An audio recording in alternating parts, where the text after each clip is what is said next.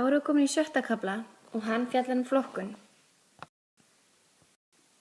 Í dag öllum lífverum á jörðinni flokkað í 6 ríki og þessi ríki eru fornbakteríur, bakteríur, frumverur, sveppir, plöntur og dýr. Einu sinni var þessum lífverum bara flokkað í miklu færri flokka. Það var bara bakteríur, dýr og plöntur. En við vitum í dag að þetta eru mjög ólíkar lífverur og þess vegna erum við með 6 flokka.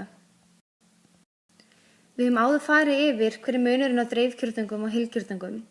En helsti munurinn er eiginlega sá að heilkjörnungar eru svona fremur flóknari lífverur heldur en dreifkjörnungar. Þetta eru elstu lífverur jarðar eins og oft hefur komið fram og þetta eru bakteríur, fornbakteríur og svo það sem við kallum grænbláar bakteríur.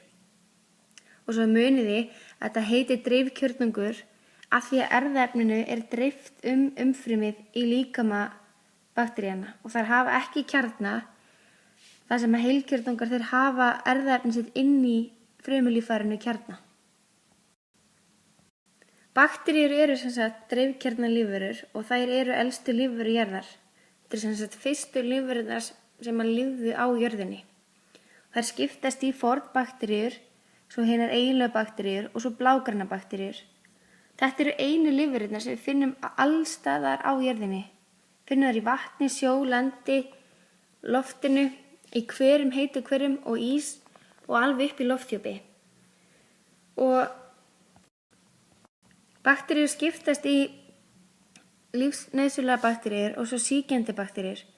Þessar lífsnauðsynlegar eru til dæmis það sem að hreinsa vötnin sem við drekkum, bara drykkjarvatni, jarðveginn okkar, þar sem ljóstillífa að búa þáttu súrefni sem við öndum að okkur.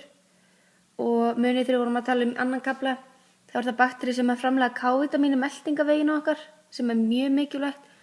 Og svo er það abímjólkubakterían sem heitir Acidophilus, sem að styrkir ónæmiskerfi okkar. Þannig að það ættu allir að vera duglegir að drekka abímjólk eða bara taka inn Acidophilus. Svo eru sýkjandi bakteríur sem að valda ótrúlega mörgum veikjum, eins og miltisbrandur og stífkrampi, en það er eitt af því sem við erum bólusett fyrir þegar við erum mjög lítil.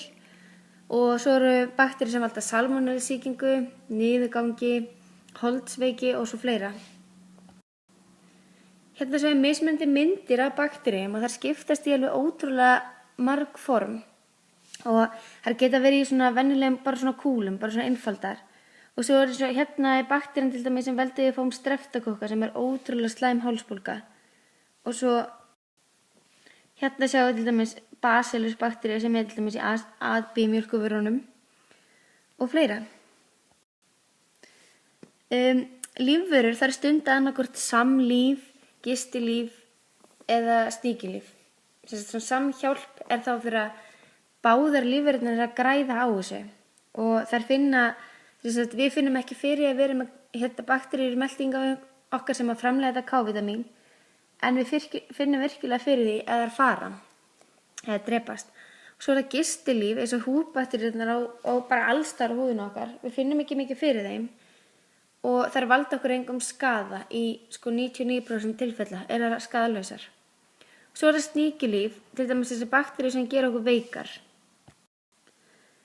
Við erum með frumverur og það skiptast sem sagt í frumþörunga og frumdýr. Og frumþörungar eru til dæmis augnlenur, gullþörungar og skoruþörungar. Að meðan frumdýr skiptast í sem sagt svipudýr, slímdýr, bifdýr og gródýr.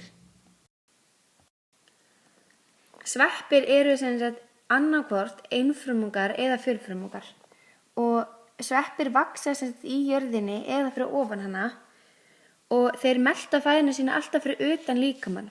Þess að við tökum bara dæmi eins og þessi sveppir hérna, þeir eru með svona sveppaþræði í jörðinni svona út allt, þar sem að þeir melta fæðuna og draga hana síðan hérna upp í líkamann fullmelta.